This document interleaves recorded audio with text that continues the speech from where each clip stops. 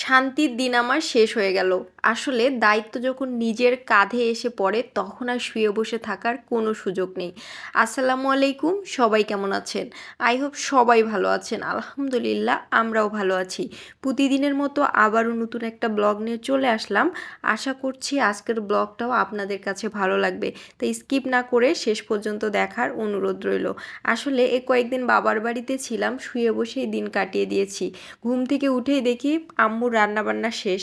আর এই তো যখনই বাসায় চলে আসলাম শুরু হয়ে গেল আমার রান্নাবান্না। এই জীবনটা আসলে অন্যরকম, মাঝে মাঝেই বিরক্ত লাগে, কিন্তু কি আর করার।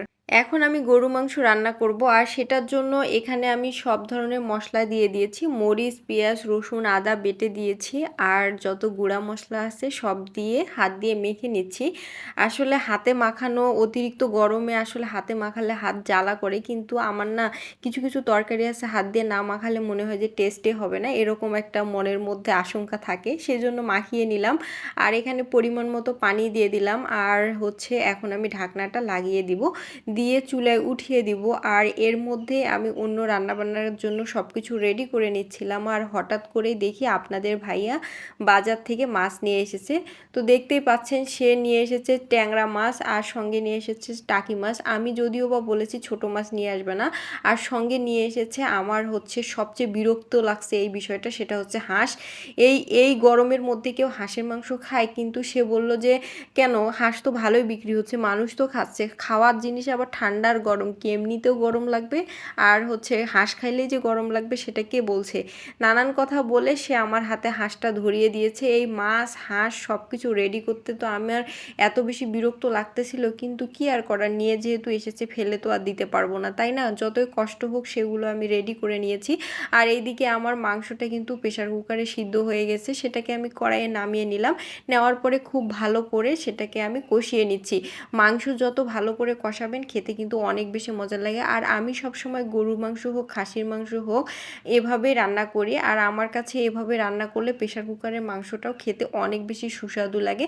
তো যাই হোক, খুব ভালো করে মাংসটাকে কষিয়ে নেওয়ার পরে এখন আমি একটু ঝোলের জন্য পানি দিয়ে দিয়েছি। যদিও বা খুব একটা ঝোল রাখবো না, কিন্তু অল্প একটু ঝোল মাখো মাখো হলে খেতে ভালো লাগে। তো যাই হোক, আমার গরু মাংসটা কিন্তু রান্না পুরোপুরি রেডি। আর তারপরে এখন আমি একটু কড়াইটা পরিষ্কার করে নিচ্ছি। সবসময় আমি কিন্তু তরকারি রান্না করার পর এইভাবে সাইডে কড়াইয়ের যে লেগে থাকে সেটা পরিষ্কার করে নিই, তা না হলে আমার কাছে দেখতেও খারাপ লাগে, আর মনে হয় যে ঢাকনা টাকনা দেওয়ার সময় সেটাকে লেগে যায় সব সময়। আর তারপরে করল্লা ভাজি করব, করল্লা আলু সব কিছুই আমি কেটে নিয়েছি। নেওয়ার পরে এই তো কড়াইয়ের মধ্যে দিয়ে দিলাম, আর এখানে মরিচ, পেঁয়াজ, রসুন, তারপরে লবণ, হলুদ, তেল দিয়ে সব কিছু দিয়ে হাত দিয়ে মেখে নিচ্ছি। যদিও বা আমি এইভাবে হাতে মাখিয়ে করল্লাটা খুব কম রান্না করি, কিন্তু আমার মনে হচ্ছে যে অনেক কাজ আছে, কারণ ওই যে হাঁস ঠিক করতে হবে, আবার মাছগুলো কাটাকাটি করতে হবে, এইদিকে যদি আমি করল্লাটা তেলানি দিয়ে ভাজি করে নিই তাহলে দেখা যাচ্ছে যে অনেক বেশি সময় লাগবে। আর এখন আমি হাত দিয়ে মাখিয়ে পরিমাণ মতো পানি দিয়ে সেটাকে ঢাকনা দিয়ে দিয়েছিলাম, আর এর মধ্যে করলাটা খুব ভালো করে সিদ্ধ হয়ে গিয়েছে।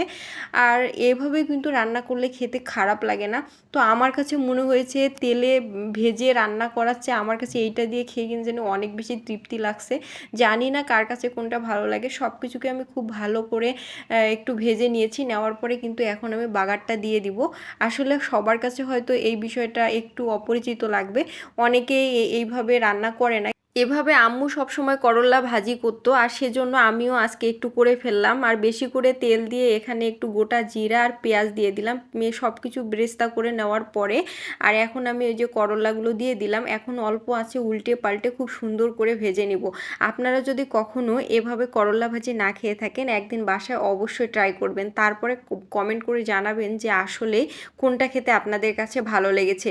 তো আজকে এ পর্যন্তই। সবাই ভালো থাকবেন, সুস্থ থাকবেন। আবার নতুন একটা ভিডিও নিয়ে দেখা হবে ইনশাল্লাহ। আল্লাহ হাফেজ।